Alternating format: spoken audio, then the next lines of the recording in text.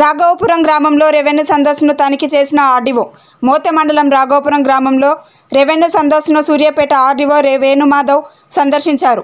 జరుగుతున్న పత్రికను పరిశీలించారు.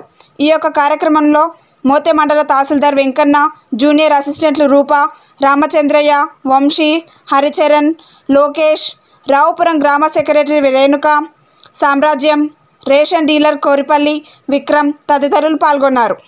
అనేది ఉండటం జరిగింది. అంటే గ్రౌండ్ స్థాయిలో ఉన్నటువంటిది ప్రాబ్లమ్స్ ఇంతవరకు కూడా చాలా వరకు సాల్వ్ కాలేదు ఈ ధరణి చట్టం వల్ల. సో ఇట్లాంటి అన్నిటినీ సాల్వ్ చేయాలనే ఉద్దేశంతో భూభారతి చట్టం తీసుకోవడం జరిగింది.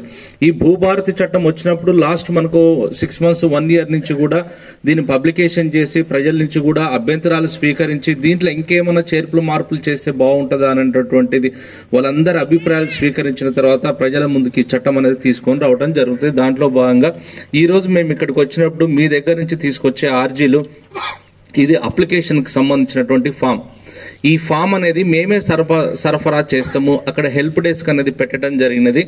ఆ హెల్ప్ డెస్క్ లో ఈ ఫామ్ అనేది మీకు ఇవ్వడం జరుగుతుంది. దయచేసి సమస్య ఎవరున్నారో వాళ్ళ ఈ అప్లికేషన్స్ అనేది తీసుకోవాలి. తీసుకున్న తర్వాత కూడా మీ సమస్యకు దీనికి రిలవెంట్ డాక్యుమెంట్స్ కూడా దీనికి పెట్టించి ఇక్కడ ఇప్పించే ఏర్పాటు చేస్తే ఒకసారి వెరిఫై చేసి మీకు రిసిప్ట్ కూడా ఇప్పించే ఏర్పాటు చేస్తాం. సో దీంట్లో మేజర్ గా ఈ అప్లికేషన్ నెంబర్ అనేది మీరు ఎవ్వరు కూడా దీన్ని ఫిల్ చేయవలసిన అవసరం లేదు. ఎందుకంటే ఈ అప్లికేషన్ నెంబర్ అనేది మేమే ఇస్తాం. మా గవర్నమెంట్ నుంచి ఒక నెంబర్ అనేది మీ విలేజ్ కేటాయించడం జరిగినది. 1వ నెంబర్ నుంచి ప్రతి అప్లికేషన్స్ కి 1, 2, 3, 4 అట్లా నెంబరింగ్ అనేది ఈ అప్లికేషన్ నెంబర్ అనేది మేమే ఇస్తాం. దాని తర్వాత జిల్లా సూర్యాపేట, డివిజన్ సూర్యాపేట, మండలము మోతే, గ్రామము రాఘవాపురం ఇది అనేది మీరు ఫిల్అప్ చేస్తారు. దాని తర్వాత భూ యజమాని పేరు కంపల్సరీ రాయాలి. తల్లి పేరు, తండ్రి పేరు, తల్లి పేరు, భర్త పేరు రాయాలి. అదేవిధంగా ఆధార్ నెంబర్ కూడా వేయాలి. ఆధార్ నెంబర్ జిరాక్స్ ఉంటే జిరాక్స్, ఒకవేళ జిరాక్స్ లేకపోయినా కూడా కంపల్సరీ ఆధార్ అనేది మస్ట్.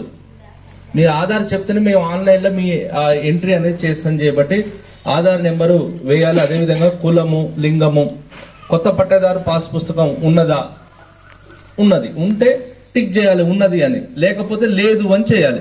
ఒకవేళ ఉన్నది అని మీరు చేసినప్పుడు పట్టాదారు పాస్బుక్ నెంబర్ అనేది ఈ కాలంలో ఫిల్అప్ చేయాలి. అదేవిధంగా